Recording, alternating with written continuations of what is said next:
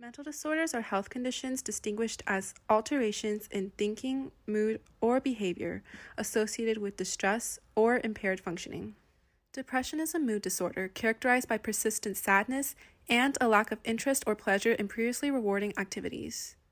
The disorder is recognized as a public health issue because it affects how people interact, make decisions, and handle stress, and thus impacts how well we achieve public health goals. Depression continues to contribute to the global burden of these goals, as they include promoting healthy lifestyles and preventing diseases. 400 million adults globally suffer from depression, which accounts for 5% of the world's population.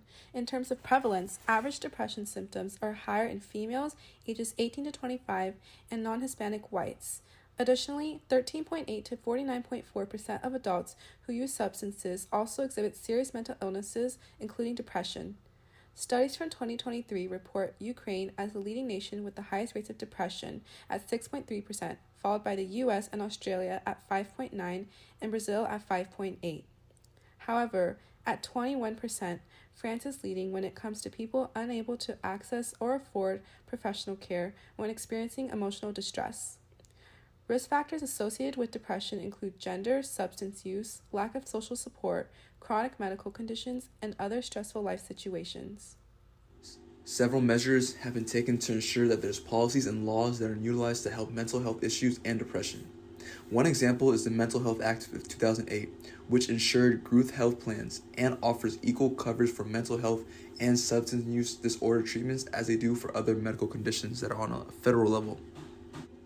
Yes, there's lots of mental health screenings that have been implemented through schools, primary clinics, as well as workplaces. These screenings are used to identify if any individuals are struggling with mental health issues such as depression, anxiety, bipolar disorder, etc. People are also given questionnaires to fill out so that therapists or doctors can figure out how severe the depression really is. Yes, the government has put funding into finding more cures and adequate treatment for depression.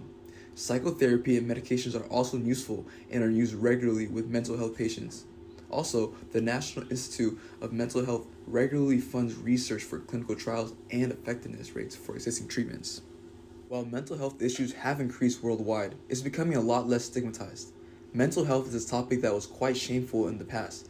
The use of asylums and crazy people homes certainly didn't help its case either. In our new generation, it's become much easier to identify mental health issues and treat patients with respect and in a much more humane way.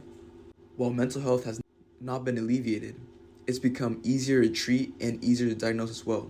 So in a way, it has been alleviated, but not exactly cured. Where can people go for information?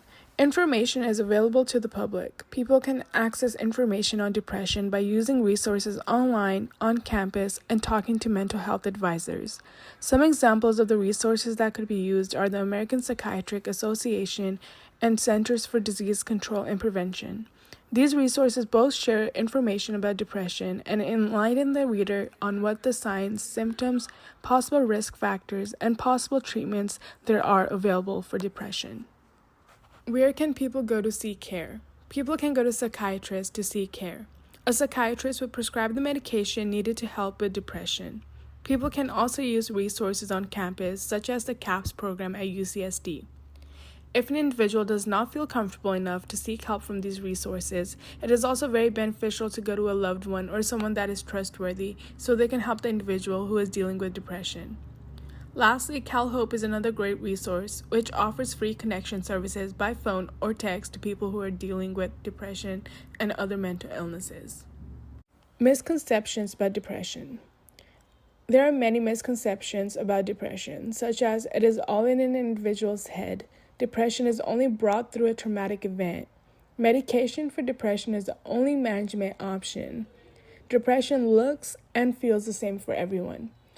Now, these misconceptions can be dealt with by public health practitioners and professionals by spreading more awareness within communities, since these misconceptions are rooted from lack of education on depression.